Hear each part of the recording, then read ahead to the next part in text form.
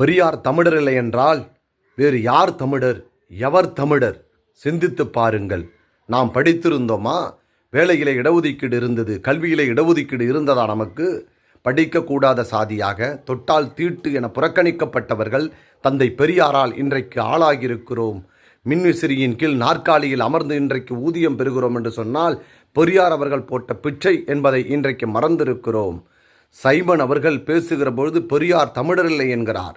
இவரே சைமன், இவர் எப்படி தமிழரானார்? இவர் தந்தை ஜெபஸ்டீன், அவர் எப்படி தமிழரானார்? இவர் தாத்தா யாக்கோப்பு, இவர் எப்படி தமிழரானார்?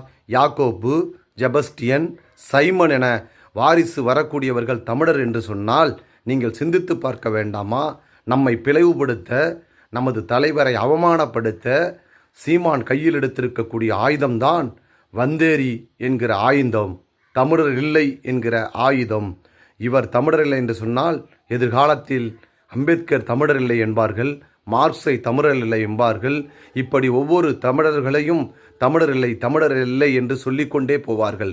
தமிழர் நலனுக்காக யார் ஒருவர் போராட்டம் நடத்தினாரோ, தமிழர் உரிமைக்காக யார் களமாடினார்களோ, தமிழர்களுடைய வாழ் உரிமையை யார் பெற்று கொடுத்தார்களோ, தமிழ் சமூகத்தினுடைய ஏற்றத்திற்காக யார் உழைத்தார்களோ அவர்கள்தான் எங்கள் தலைவர், அவர்தான் இந்த நாட்டின் தமிழர்.